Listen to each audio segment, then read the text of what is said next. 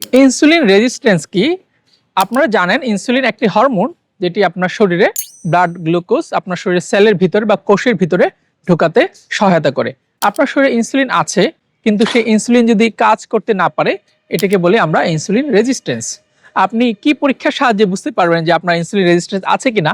অনেক সময় রোগীরা আমাদের কাছে এসে জিজ্ঞেস করেন, ডাক্তার সাহেব আমি একটা টেস্টের নাম শুনেছি হোম আয়ার টেস্ট, এটা কি আমাকে দেয়া যায় কিনা বা আমার ইনসুলিন রেজিস্ট্যান্স আছে কিনা সেটা আমি করতে চাই। হ্যাঁ, হোমা আয়ার টেস্টের মাধ্যমে আপনি বুঝতে পারবেন আপনার ইনসুলিন রেজিস্ট্যান্স আছে কিনা বা আপনার শরীরে ইনসুলিন কিরকম আছে এবং ইনসুলিন কাজ করছে কিনা। কিন্তু এই হোমা আয়ার ছাড়াও কিন্তু আপনি ঘরোয়াভাবে বুঝতে পারবেন আপনার ইনসুলিন রেজিস্ট্যান্স আছে কিনা।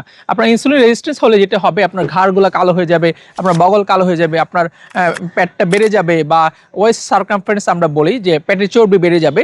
এগুলো যদি থাকে আপনার বা যদি ফ্যাটি লিভার থাকে তাহলে আপনি বুঝতে পারবেন যে আপনার শরীরে ইনসুলিন রেজিস্ট্যান্স আছে। তার মানে হচ্ছে আপনার শরীরে ইনসুলিন বেশি আছে কিন্তু সেই ইনসুলিনটা কাজ করতে পারছে না। তাহলে আপনি এই ইনসুলিন রেজিস্ট্যান্স কিভাবে কমাতে পারেন বা যে ইনসুলিন আপনার শরীরে আছে সেটা কিভাবে কাজে লাগাতে পেরে আপনার প্রি ডায়াবেটিস অথবা ডায়াবেটিস থেকে মুক্তি পেতে পারেন। ইনসুলিন রেজিস্ট্যান্স কমাতে যেটা করতে হবে আপনার 30 থেকে 40 মিনিট ঘাম ঝরিয়ে জোরে জোরে হাঁটতে হবে অথবা ব্যায়াম করতে হবে। অনেক সময় আমরা বলি যাদের পিসিওএস রোগী আছে যাদের ইনসুলিন রেজিস্ট্যান্স থাকে এবং সেই ইনসুলিন রেজিস্ট্যান্সের জন্য ওনাদের হচ্ছে ঘাড় কালো হয়ে যাচ্ছে বা মুখে অবাঞ্ছিত লোম হচ্ছে, তাদেরকে আমরা বলি যারা এক্সারসাইজ করার সময় না পান বা বাইরে যাওয়ার সময় না পান মেয়েদের ক্ষেত্রে আপনারা চাইলে দড়ি লাফ করতে পারেন বাসায়। এই দড়ি লাফও কিন্তু আপনার ইনসুলিন রেজিস্ট্যান্স কমাতে সহায়তা করে। আর খাবারের দাবারের ব্যাপারে আমরা বলি আপনারা হচ্ছে হাই ক্যালোরি ফুড যেমন হচ্ছে আপনার কোক, ফান্টা, পিজা, বার্গার এবং হচ্ছে ফলের রস বা জুস আকারে না খেয়ে আপনার কামড়ে খাওয়া যায় বা চিবিয়ে খেতে হয় সেই ফলগুলো খাবেন, যেমন সবুজ আপেল, পেয়ারা, নাশপাতি।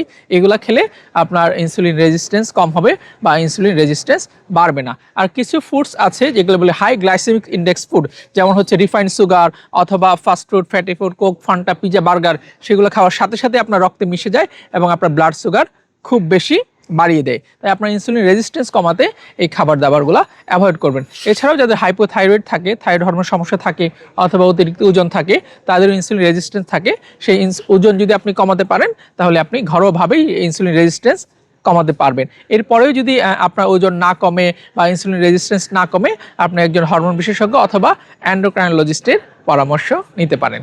ধন্যবাদ।